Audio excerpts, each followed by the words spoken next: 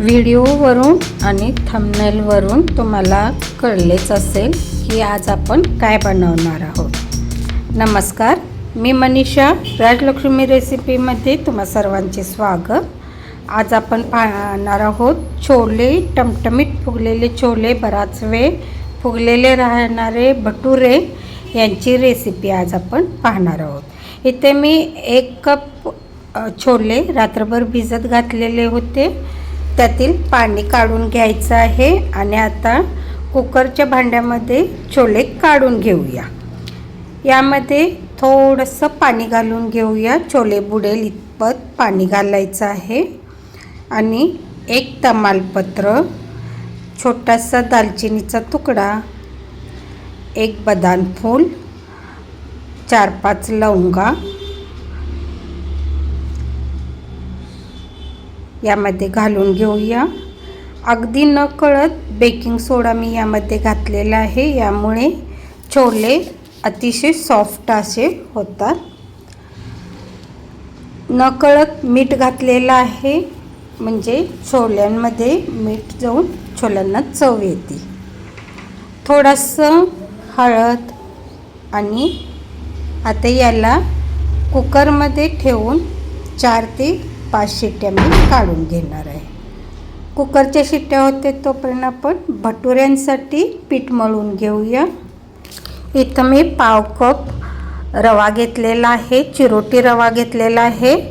चिरोटी रवा नसेल तर मोठा रवा मिक्सरला फिरवून घेतला तरी चालेल. 1 कप मैदा आणि 1 कप गव्हाचे पीठ असं प्रमाण घेतलेलं आहे. मैदा जर घ्यायचं नसेल तर पूर्ण गव्हाचे पीठ घेतले तरी चालेल, पण मैद्यामुळे रिझल्ट छान येतो. आता यामध्ये अर्धा चमचा मी मीठ घातलेलं आहे. 1 चमचा भरून साखर घातलेली आहे. साखरेमुळे भटुऱ्यांना कलर फार छान येतो. अगदी नकळत चिमटभर असं बेकिंग सोडा घातलेला आहे. आता इथे मी 2 चमचे दही घेतलेलं आहे. दही फार आंबट नसावे. 2 चमचे भरून दही घेतलेलं आहे. आता यामध्ये 2 चमचे आपलं तेल घेतलेलं आहे. आता सगळं हे छान मिक्स करून पिठाला चांगलं चोळून लावायचं आहे. छान एकसारखं सगळीकडं मिक्स करून घ्यायचं आहे आणि थोडं पाणी घालून घट्ट असं डो मळून घ्यायचं आहे. फार पातळही कणिक करायची नाही आणि फार घट्टही ठेवायची नाही. आपले नेहमीच्या चपातीसारखी कणिक इथे मळून घ्यायची आहे. पण कणिक मळल्यानंतर 10 मिनटं त्याला चांगलं मळून घ्यायची आहे. अगदी तकाकी येईपर्यंत त्याला मळून घ्यायचे आहे. आता ओलं कापड चांगलं पिळून घेऊन याला झाकून ठेवायचं आहे, म्हणजे कणिक वरून वाळली जाणार नाही. आता आपली कणिक छान तासभर भिजू द्यायची आहे. तोपर्यंत आपण छोल्यांची तयारी करून घेऊया. कुकरही गार झालेला आहे. एका कढईमध्ये मी मोठे 2 चमचे तीळ घेतलेले आहेत. 1 चमचा जिरे, 2 चमचे खसखस घ्यायचे आहे आणि याला आपण चांगलं ड्राय रोस्ट करून घेऊया. हे काढून घेऊया आणि 2 चमचे तेलात 1 मीडियम साईजचा कांदा चिरून घ्यायचा आहे. मी लांब असे काप केलेले आहेत. कांदा छान तेलावर परतून घ्यायचा आहे. हा कांदा मी मसाल्यासाठी वापरणार आहे. कांदा चांगला ट्रान्सपरंट होईपर्यंत परतून घ्यायचा आहे. आता कांदा छान परतून झालेला आहे. यामध्ये अर्धा इंच आलं बारीक काप करून घ्यायचं आहे आणि ते घालायचं आहे. 7-8 लसणाच्या पाकळ्या इथे मी घालून घेणार आहे. त्याही कांद्याबरोबर छान परतून घ्यायचे आहे. हे सगळं छान परतून झाल्यानंतर 1 मीडियम साईजचा टोमॅटो उभे काप करून घेतलेला आहे. ते छान सॉफ्ट होईपर्यंत परतून घ्यायचं आहे. त्यासाठी इथं मी थोडंसं मीठ घातलेलं आहे. आता टोमॅटो छान परतून झाल्यानंतर मी मूठभर कोथिंबीर यामध्ये घातलेली आहे आणि याचा मसाला करून घ्यायचा आहे. आता आपला मसालाही झालेला आहे. आता छोल्यांना फोडणी देऊया. एक मोठे 2 चमचे तेलामध्ये थोडेसे जिरे घातलेलं आहे. एक मीडियम साईजचा कांदा बारीक चॉप करून घेतलेला आहे तो यामध्ये घातलेला आहे. थोडीशी हिंग, यामध्ये 1 चमचा छोटा जिरा मसाला, त्यानंतर धने पावडर 1 चमचा आणि गरम मसाला पावडर 1 चमचा घालून घ्यायचा आहे.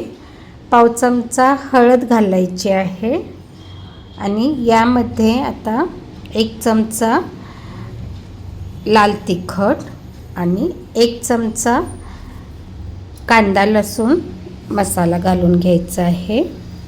आता हे छान परतून घ्यायचं आहे. इथं मी अर्धा चमचा मीठ घातलेलं आहे. लाल तिखट तेलावर छान परतल्यानंतर आपण वाटण केलेलं आहे ते यामध्ये घालून अगदी तेल सुटेपर्यंत याला छान परतून घ्यायचं आहे. याला तेल सुटल्यानंतर छान तेलावर याला मसाल्याला परतून घ्यायचं आहे.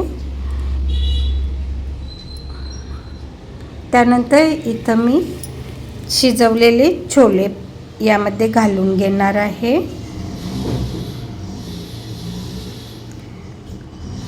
आणि जसं आपणाला कन्सिस्टन्सी पाहिजे असेल तशी याची छोल्यांची कन्सिस्टन्सी ठेवायची आहे. इथे मी एक उकडलेला मीडियम साईजचा बटाटा बारीक करून घातलेला आहे. बटाटा घालणे ऑप्शनल आहे. आता याला एक छान दणदणीत वाफ काढून घ्यायची आहे. आपले छोले तयार आहेत. इकडं आता पीठही छान 1 तास ठेवलेलं होतं, छान भिजलेलं आहे. याला पुन्हा एकदा 5 मिनटं चांगलं मळून घ्यायचं आहे. आणि छोट्या लिंबा एवढे गोळे एकसारखे मी सगळे गोळे करून घेणार आहे. आधी सगळ्याचे गोळे करून घ्यायचं आणि परत पुन्हा ओल्या कापडाने गोळ्यांना झाकून ठेवायचं. पीठ अजिबात वरून वाळू द्यायचं नाही. असे एकसारखे सगळे गोळे केल्यानंतर तेलावर गोळे लाटले तरी चालतील, पण मी अगदी थोडंसं पिठावर मी हे गोळे लाटलेले आहेत. पुरीसारखं लाटून घ्यायचं आहे, पण थोडासा लंब आकार द्यायचा आहे. भटुरे छान फुगण्यासाठी अजिबात जास्त पातळ लाटायचं नाही किंवा अगदी जाडही लाटायचं नाही. याला छान लंब आकार द्यायचा. असं मी 4-5 भटुरे चांगल्या पुऱ्या लाटून घेणार आहे. एकीकडं मी तेल तापण्यासाठी ठेवलेलं आहे. तेल कडकडीत गरम करून घ्यायचं आहे आणि हळूवार भटुरा तेलात सोडायचा आहे आणि झाऱ्यानं थोडंसं प्रेस करून घ्यायचं आहे. भटुरा एकदम टमटमीत फुगून वर येतो. पहा, भटुरा छान फुलून येतात आणि नो फेल रेसिपी आहे. तुम्ही या प्रकारे करून पहा आणि कमेंटमध्ये रिप्लाय द्या. अशा छान छान रेसिपीसाठी राजलक्ष्मी रेसिपी चॅनलला लाईक करा, शेअर करा, सबस्क्राईब करा आणि शेजारील बेल आयकॉन प्रेस करून ऑल ऑप्शन सेट करा. आणि तुमचं एक लाईक माझ्यासाठी फार महत्त्वाचं आहे. जरूर लाईक आणि सबस्क्राईब करा. धन्यवाद.